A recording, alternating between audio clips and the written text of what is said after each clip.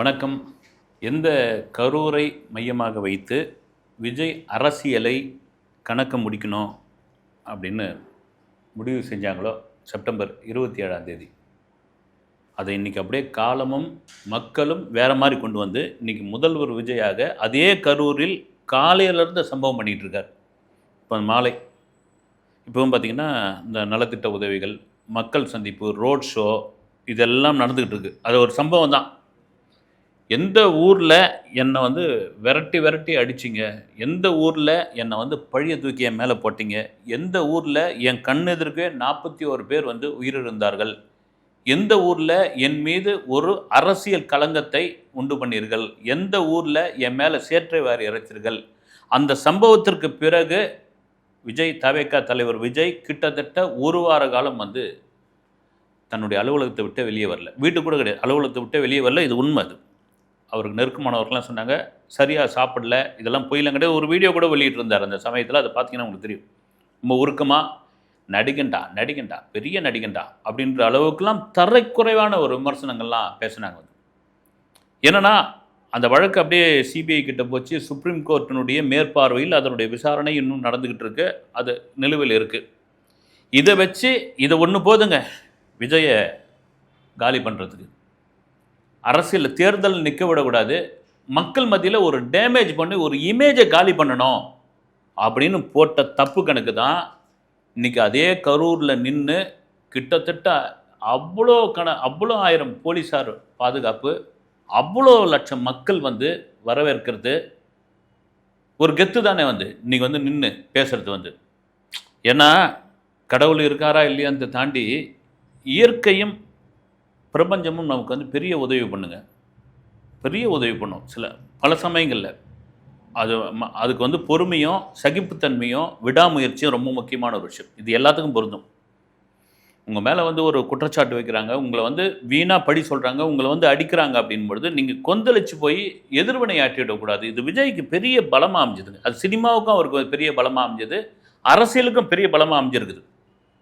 ஏன்னா நிறைய பேர், நான் உட்பட கூட அந்த சமயத்தில் என்ன இவ்வளோ பெரிய சம்பவம் நடந்திருக்குது, விஜய் எதுவுமே பேச மாட்டேன்றாரு, வெளியே வர மாட்டேன்றாரு, என்ன தான் கரூரில் பண்ணிவிடுவாங்க, போகலாமே வாங்க, என்ன தான் நடக்குது அங்கே போய் பார்ப்போம், அங்கே போய் அந்த மக்கள்கிட்ட நிற்போம் அப்படின்னா அது கூட அரசியல் ஸ்டண்ட்டாக மாறி இருக்கும். நான் அதை மாதிரி அரசியல் பண்ண வரல, உண்மையிலே ஒரு துயர சம்பவம் தான், அதுக்கு நான் காரணம் இல்லைங்க. ஏங்க இப்போ ஒருத்த மேலே வீணாக ஒரு பழி போடும்போது வந்து, இப்போ ஒரு சும்மா இருக்கிற அப்பாவி மேலே ஒரு திருட்டு பழி போடுறாங்கன்னா அவன் எப்படி இருக்கும், அவன் மனசு வந்து. ஒரு உதாரணத்துக்கு, நீ தான் திருடிட்ட, நீ தான் கையை விட்டு எடுத்துட்ட, நீ தாண்டா காரணம் அப்படின்பொழுது, ஏம்பா நான் அப்பாவிங்க, அந்த எண்ணம் கூட எனக்கு வரவே வராதுங்க, இப்படி என் மேலே பழி சொல்கிறீங்களேன்ட்டு அது என்ன ஆகிடும்னா, ஒன்று கோபமாக மாறும், இன்னொன்று வந்து மனம் நொந்து போயிடும். மன ரீதியாக அடிக்கிறதுன்னு வாங்க. அப்படி மன ரீதியாக அடித்தா அந்த ஆள் காலியாகிடும். இல்லை கோபமாகி அங்கே போய் அந்த கரூரில் போய் ஏதாவது எதிர்வினை ஆற்றினா அதை வச்சு அரசியல் பண்ணுவோன்னு பார்த்தா, இந்த நபர் சைலண்ட்டாகவே இருக்கிறாரப்பா, வைலண்ட்டே காட்ட மாட்டேன்றாரு அப்படின்பொழுது தான் இன்றைக்கி வைலண்ட்டை காட்டியிருக்காரு. வைலண்ட்னா என்னென்னா ஸ்பீச்சில் வைலண்ட்டு. கரூரில் பேசுறது தெரியும் அது உங்களுக்கு. சரி, எதிர்கட்சி தரப்புலேருந்து எதுவும் வரலையே அப்படின்னா இப்போ தான் ஒவ்வொன்றா வந்துக்கிட்டே இருக்குது. கனிமொழி எம்பி அவர்கள் என்ன சொல்லியிருக்காங்க அப்படின்னா, இந்த வழக்கு, கரூர் சம்பவம் வழக்கு வந்து இது விசாரணையில் இருக்குது, சுப்ரீம் கோர்ட்டாக வழக்காக இருக்குது, வந்து சிபிஐ விசாரணையில் இருக்குது, அதை பற்றி முதல்வர் பேசுகிறது வந்து அவ்வளோ சரியான விஷயம் கிடையாது, அதனால் நான் அதை பேச விரும்பலை அப்படின்னு. கரூர் சம்பவத்தில் விட்டு ஓடினவர் நீங்கள் தான், களத்தை விட்டு ஓடினவர் நீங்கள், களத்தில் நின்னவங்க நாங்கள், அது எப்படி நீங்கள் சொல்லலாம் அப்படின்னு அவங்க வந்து ஒரு பதில் சொல்லி இதோடு சேர்த்து என்ன சொல்லியிருக்காங்க, இந்த துறை சார்ந்த அமைச்சர்கள், எம்எல்ஏக்கள் அவங்கவுங்க துறைக்கு போய் ஆய்வு பண்ணாமல் மற்ற துறையெல்லாம் போய் மூக்கம் வைக்கிறாங்க. குறிப்பாக வந்து பள்ளி மாணவர்களை வந்து ரொம்ப இன்சல்ட் பண்ணுறாங்க, அசிங்கம் பண்ணுறாங்க அப்படின்னு அவங்க ஒரு பக்கம் ஒரு குற்றச்சாட்டை வச்சுருக்காங்க. ஒரு பதிலாக வச்சுருக்காங்க. அதாவது கரூர் சம்பவம் விசாரணையில் இருக்குதுங்க, இதை பற்றி சிஎம் பேசக்கூடாது, ஒட்டுமொத்தமாக நாங்கள் தான் காரணம்னு சொல்லக்கூடாது, அதுக்கு நான் அதனால் அதை பேச விரும்பலை. இந்த பக்கம் டிகேஎஸ் இளங்கோன் அவர்கள், திமுகவை சேர்ந்தவர், அவர் என்ன சொல்கிறார், ஏங்க 12 மணிக்கு விஜய் வரேன்னு சொன்னார், அவர் 7 மணிக்கு 8 மணிக்கு வந்தால் அந்த கூட்டம் அவ்வளோ நேரம் காத்திருக்கு, தண்ணி பாட்டில் கிடையாது, அவங்களுக்கு வந்து போதிய உணவு கிடையாது அப்படின்னா, ஏங்க ஒரு கூட்டத்துக்கு அனுமதி கொடுக்கறது யார்? அன்றைய அரசாங்கம் தானே. ஒரு கூட்டத்துக்கு பாதுகாப்பு கொடுக்கறது யாரு? அந்த கூட்டத்துக்கு அந்த இடத்த அனுமதி கொடுத்ததுக்கான காரணம் என்ன? அதை தான் விஜய் கேட்குறாரு. நீங்கள் மறுபடியும் அந்த வீடியோ எடுத்து பாருங்க. எப்படிங்க வந்து நீங்கள் விஜய் கரூருக்கு முதல் முறையாக பேச வராருன்னு வச்சுங்க. இப்போ தாங்க அவர் ரோட் ஷோ பண்ணுறாரு. இப்போ தான் மக்களை சந்திக்கிற ஒரு பயணத்தை ஆரம்பிக்கிறார் அப்படின்னா, ஏன்பா அவருக்கு எவ்வளோ கூட்டம் வரும்னு எங்களுக்கு தெரியாதுப்பா, அதனால் இந்த முட்டு சந்தை எத்தாந்து நாங்கள் கொடுத்துட்டோன்னு சொல்லிடலாம். நீங்கள் திருச்சியில் பார்த்து அரண்டு போயிட்டீங்க, திருவாரூரில் பார்த்து மிரண்டு போயிட்டீங்க, நாகப்பட்டினத்தில் பார்த்து நீங்கள் வந்து காலி ஆகிட்டீங்க. இவ்வளோத்தையும் பார்த்த பிறகு தான் வயிறு எரிய ஆரம்பிச்சிருச்சு உங்களுக்கு வந்து. நாமக்கல்ல என்னடா பண்ணலான்னு பார்த்தாங்க, நாமக்கல்ல ஒன்றும் பண்ண முடியல. கரூர் அதுதான் விஜய் சொன்னது தான். கரூர் கம்பெனி ஓனர் சேப்பா, சுருக்கமாக சேப்பா, அந்த கரூர் கம்பெனி ஓனர் டிசைன் பண்ணது தான் இது. அப்புறம் அந்த மக்களே கைத்தட்டுறாங்க வந்து. அந்த மக்களுக்கு எவ்வளோ பெரிய வெறுப்பு இருந்திருக்கும் பாருங்க வந்து.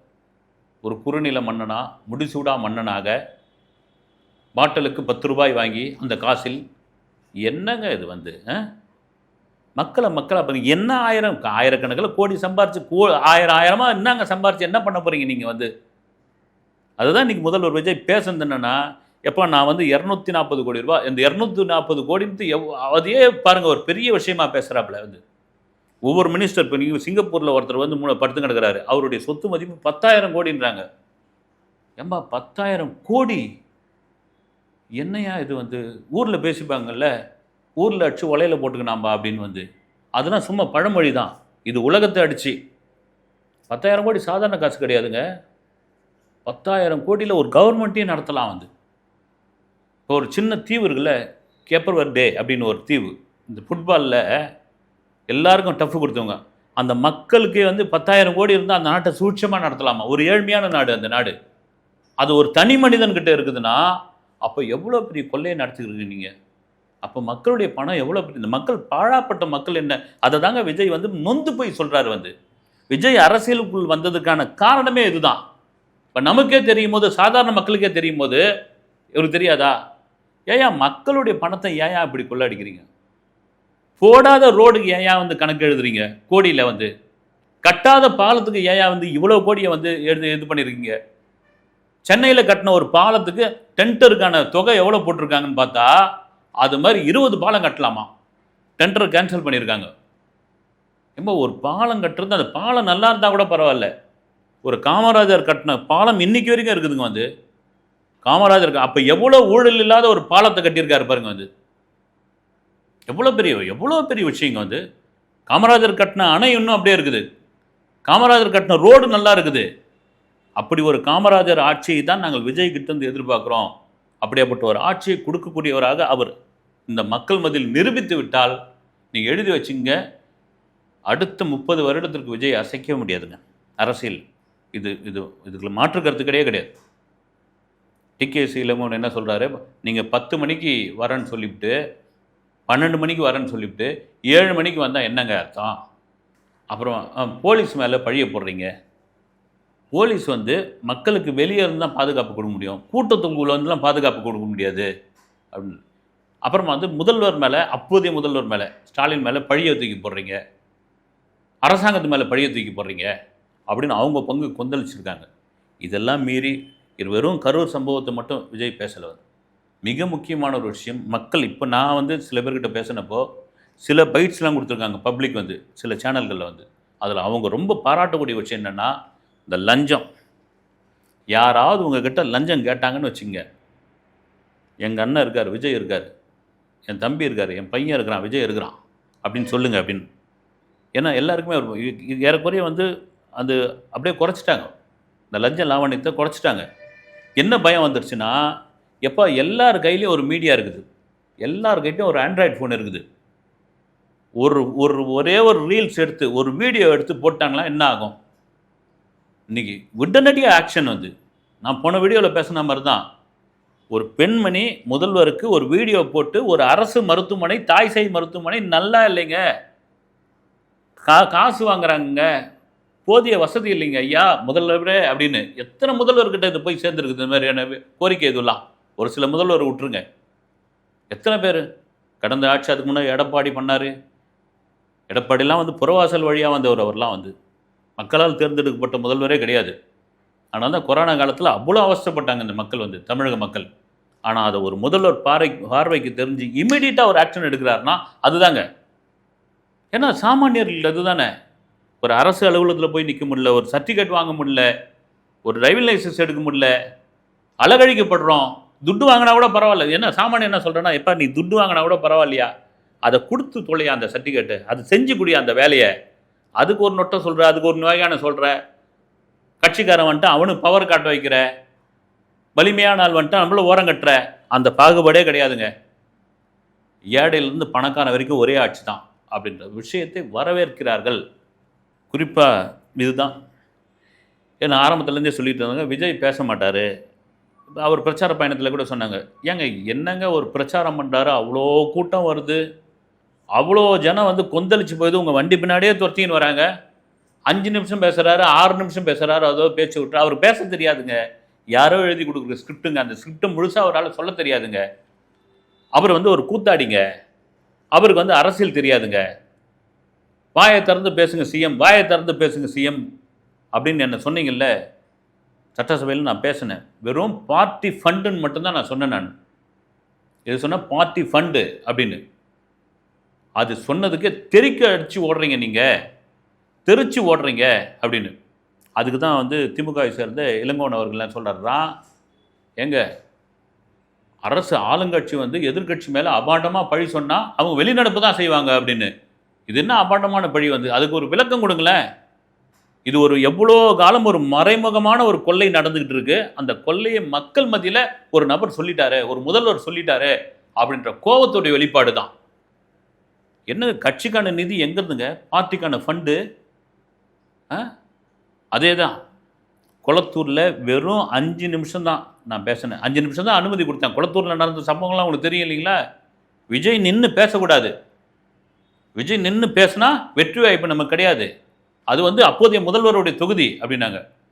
அவரையே தோக்கடிச்சிட்டாங்க. அது 5 நிமிஷம் பேசினா கொத்து பரோட்டா போட்டாங்க உங்களை. இதெல்லாம் மீறி என்னென்ன சுத்தலில் விட்டீங்க, நான் அரசியலுக்குள்ளே வரக்கூடாதுன்னு, இந்த அரசியலுக்குள்ளே இருக்கக்கூடாதுன்னு என்னென்னலாம் பழிப்பட்டீங்க மன ரீதியாக. அதுவும் அந்த கரூர் சம்பவம், குறிப்பாக அந்த குழந்தைங்க, பிஞ்சு குழந்தை. என் படம் ஓடிக்கிட்டு இருக்கும்போது அந்த டிவியில் வந்து அந்த முத்தம் கொடுக்குற அந்த அன்பு உள்ளங்கள், என்னை பார்த்து பாசமாக பொங்குறவங்க, அதெல்லாம் பார்க்கும்போது என் மனசே தாங்கலை அப்படின்ற விஷயத்தை தெளிவாக சொன்னது. குறிப்பாக விவசாயிகளுக்கான அரசு இது, பெண்களுக்கான பாதுகாப்பு அரசு இது. அடுத்து பார்த்திங்கன்னா அண்ணா பிறந்த நாளில் தாய்மாமன் சீர் வரப்போகுது. இது வந்து ஒரு ரீல் கிடையாது, ரியல் அப்படின்னு. எங்க 60 நாளில் ஒரு ஆட்சியை நீங்கள், 60 நாள் தான் ஆகுது, 60 நாள் கூட கிடையாது, 10 நாளில் அந்த ஆட்சி மேலே பழி போடுறீங்க. போகிற கல்யாண வீடு பூரா ஓன்னு ஒப்பாரி வச்சுட்டீங்க, ஆட்சியை கவுக்கணும் அப்படின்னு. 15 நாளில் வந்து வேறு மாதிரி இது பண்ணுறீங்க. 20 நாளில் வந்து ஒரு பேரம் பேசியிருக்கீங்க, குதிரை பேரம் பேசியிருக்கீங்க, இந்த ஆட்சியினுடைய நாற்காலியை பிடுங்கணுன்னு பார்க்குறீங்க. அப்போ என்ன காரணம்னா, இவங்க ஒரு நேர்மையான ஆட்சி நடத்துகிறாங்க. அதெல்லாம் மீறி கரூரில் விஜய் பேசின மாதிரி தான் வந்து தோண்ட வந்துக்கிட்டே இருக்குதுன்னு. ஏன்னா எப்போவுமே வந்து ஒரு டீலிங் இருக்கும் 2 கட்சிக்குள்ளே வந்து, நீ வந்தீங்கன்னா இதை கண்டுக்கக்கூடாது, நான் வந்தேன்னா அதை கண்டுக்கக்கூடாது, நீ வந்தீங்கன்னா இந்த டெண்டரை வந்து நீ கம்முன்னு விட்டுடணும், நான் வந்தேன்னா அந்த டெண்டரை வந்து நீ கம்முன்னு விட்டுடணும். இது வந்து காலாகாலமாக இருக்கிற விஷயம் தான். இதுதான் மக்கள் வெறுத்து போயிட்டாங்க. மாறி 2 திராவிட கட்சிகள் போட்டு போதையா 2 பேருமே நடிக்கிறாங்க. எல்லாரும் ஒன்றுக்குள்ளே ஒன்று தான். விஜய் சொன்னது தான், ஒன்றுக்குள்ளே ஒன்று தான் எல்லாரும். அப்படி இருக்க வச்சு தானே வந்து அண்ணா திமுகவிலிருந்து ஒருத்தர் முதல்வர் ஆகட்டும், திமுக அதுக்கு ஆதரவு கொடுக்குதுன்னு ஓப்பனாக பேசணுன்னே தானே அந்த கூட்டணியில் இருந்த கூட்டணி கட்சிகள்லாம் வெளியே வந்து இன்றைக்கி விஜய்க்கு ஆதரவு கொடுத்துருக்காங்க. வந்து இது எவ்வளோ கேவலமான ஒரு விஷயம். இதை பார்த்து சலிச்சு போயிட்டோன்னே ஒரு புது ஆட்சி அமைஞ்ச உடனே இவங்களுக்கு வயிற்றில் புளியை காரக ஆரம்பிச்சிருச்சு. என்னையா இவன் பாட்டுன்னு ஊழல் பூரா தோண்டி எடுக்கிறான் அப்படின்னு. அதுலேயும் மிக முக்கியமான ஒரு விஷயம் என்னென்னா, இங்கு தவேகாவில் உள்ள அமைச்சர்கள், எம்எல்ஏக்கள் சாமானியர்கள். அதுதாங்க பெரிய பலமே. இங்கே சாமானியர்கள், அவனுக்கு வழி தெரியும், அவன் திருட மாட்டான், அவன் மக்களுக்காக உழைப்பான், அவன் நினச்சிருப்பான் வந்து நாம் நம்ம ஒரு 60 நாளைக்கு முன்னாடி வரைக்கும் நம்ம எப்படி இருந்தோம், இன்றைக்கி நம்ம எந்த அளவில் இருக்கோம், அது அதிகார மையத்தில் இருக்கோம். அந்த இடத்த கொடுத்தது யார்? மக்கள். அந்த இடத்த கொண்டு வந்து வச்சது யார்? நம்முடைய தலைவர் விஜய். அந்த விசுவாசம் இருக்கும், அந்த பற்று இருக்கும், அதனால் ஏமாற்ற மாட்டான், அந்த மக்களுக்காக செய்யணும்னு. அது ஒரு விமர்சனமாக போயிட்டுருக்கு. துறை சார்ந்த அமைச்சர்கள் அந்த துறையில் போய் ஆய்வு பண்ணுறதில்ல, துறை சார்ந்த எம்எல்ஏக்கள் அங்கே போய் இது பண்ணுறதில்ல. ஏங்க, அறநிலைத்துறை அமைச்சர் ரமேஷ் இந்த ஃபுட்டுலாம் வந்து, அதாவது பிரசாதம்லாம் எக்ஸ்பைரி ஆனதை போய் வச்சுருக்கீங்க அப்படின்னு சொன்னதுக்கு எவ்வளோ பேர் கேள்வி பண்ணாங்க. நான் பாராட்டிலாம் பேசியிருந்தேன். ஒரு தேவஸ்தானத்தில் விற்கிற பிரசாதங்களை அது எவ்வளோ நாள் கிடக்குதுன்னு தெரியாது வந்து, அதை போய் ஒருத்தர் ஆய்வு பண்ணியிருக்காரு. அதை கேட்குறாரு கேள்வி. என்னென்னு இருக்கிற பிரச்சனைலாம் விட்டு அங்கே விற்கிற லட்டு கெட்டு போச்சு, அதர்சம் ஏன் நமுத்து போச்சு, முறுக்கு ஏன் கரகரன்னு இல்லைன்னு ஒரு அமைச்சர் போய் ஆய்வு பண்ணுறாரு பாருங்க அப்படின்னு இன்னைக்கு கோர்ட்டே வந்து அவரை பாராட்டி இருக்குது. அது வந்து தேவஸ்தானமே நேரடி கண்காணிப்பில் தரமான, அதை பக்தருடைய கண்காணிப்புலேயே தரமான பொருட்களை போட்டு அந்த அந்த பிரசாதங்களை ரெடி பண்ணணும் அப்படின்னு ரொம்ப முக்கியமான ஒரு விஷயங்க. ஏன் நம்ம திருப்பதி லட்டுன்னு போய் வாங்கின்னு வரோம், ஏன் பழனி பஞ்சாமிரன்னு போய் இது பண்ணுறோம்? அதுக்கான ஒரு ஸ்பெஷல் இருக்குது. அது பாரம்பரியமாக அது கொண்டு வந்திருக்காங்க. ஒவ்வொரு ஊர்லேயும் ஒரு ஸ்பெஷல் இருக்குதுல்ல, அது மாதிரி. எதுக்கு சொல்கிறேன்னா, இவர்கள் யாரும் இவங்கெல்லாம் ஆர்வ கோளாறுன்னு நினச்சிக்கிட்டு இருக்காங்க. ஆர்வ கோளாறு கிடையாது, மிகப்பெரிய ஆர்வம் தான். அந்த ஆர்வத்தினுடைய வெளிப்பாடு. நமக்கு இப்படியாப்பட்ட ஒரு பதவியை வந்து நமக்கு கொடுத்துருக்காங்க மக்கள். நம்ம சிஎம் வந்து இந்த இடத்துல உட்கார வச்சுருக்காரு நம்மளை. அதுக்கு விசுவாசமாக நடந்துக்கணும், அதுக்கு சரியாக நடந்துக்கணும். அதை தான் சொல்கிறாரு விஜய் பேசின ஸ்பீச். என்னன்னா, இப்போ ஜெயிக்க வச்சதெல்லாம் ஒரு பெரிய விஷயம் கிடையாதுங்க. இனி வரப்போகிற ஒவ்வொரு விஷயமும், இந்த இடைத்தேர்தல், இப்போ என்ன கரூரில் பேசுனது கூட என்னென்னா, அவர் வந்து இடைத்தேர்தலுக்காக பேசியிருக்காருங்க. வந்து இருக்கட்டுமே, இடைத்தேர்தலுக்காக. எங்கள் இடைத்தேர்தலுக்கு நீங்கள் விஜய் பேசாமலே இருக்கட்டுங்கண்ணா. சிஎம் விஜய் சாலிடாக ஓட்டு ஜெயிச்சிருவாங்க. இடைத்தேர்தலுக்காக பேசினார் வந்து. அப்புறம் பார்த்தீங்கன்னா உள்ளாட்சி தேர்தலில் சாலிடாக வரப்போகிறாங்க. அதை தான் விஜய் சொல்கிறார். உள்ளாட்சி தேர்தல், நாடாளுமன்ற தேர்தலை தாண்டி இனி வரப்போகிற சட்டமன்ற தேர்தலையும் எங்களை வந்து ஆட்சியில் நிரந்தரமாக உட்கார வைங்க. காரணம் என்னன்னா, உங்கள் காசை நான் வந்து அடிக்கிறதுக்காக வரலைங்கன்னு ஒரு நம்பிக்கையை கொடுத்துருக்காரு. இது ஆரம்பத்தில் சினிமா டைலாக்னு பல பேர் நினச்சாங்க. வந்து எப்பா சினிமா டைலாக் பேசுகிறாருப்பா இவருன்னு அதை வந்து நிரூபித்து காட்டியிருக்காப்புல. ஏன்னா குதிரை பேதம் நடந்ததா எல்லாரும் ஆதாரப்பூர்வமாக சொல்லியிருக்காங்க இல்லையா, யார் தாவேக எம்எல்ஏங்களே. அப்படி நினச்சிருந்தா 50 கோடி சாதாரணமாக கஷ்டம், 60 கோடி சாதாரணமாக. அவங்களே டிமாண்ட் வச்சுருக்கலாம்ல, 60 கோடி பேச, எனக்கு 100 கோடி கொடுங்க, நான் ராஜினாமா பண்ணிட்டு வரேன், இந்த ஆட்சியை கவுத்து விட்டுடலாம் வாங்க அப்படின்னு. ஆனால் அந்த காசுக்கு ஆசைப்படாத ஒரு இடத்துல அவங்க இருக்காங்கன்னா, ஒரு மனசாட்சிக்கு உட்பட்டு மக்களுக்கான ஆட்சியை அவர்கள் நடத்துவார்கள் என்பதில் எந்தவித மாற்று கருத்தும் இல்லை. இதெல்லாம் மீறி விஜய் இன்னைக்கு ஒட்டுமொத்தமாக கரூரில் ஒரு பெரிய சம்பவத்தையே நடத்திட்டாரு. அதை தாண்டி கரூர் மக்களுக்கு கொண்டாடிட்டாங்க வந்து. ஏன்னா இதுக்கு நான் திரும்ப சொல்கிறது, இந்த 41 பேருக்கான சம்பவத்திற்கு விஜய் தான் முழுக்க முழுக்க காரணம்னா, இந்த எலெக்ஷனில் அவருடைய கட்சியில் ஒரு எம்எல்ஏ கூட ஜெயிச்சிருக்க மாட்டாங்க.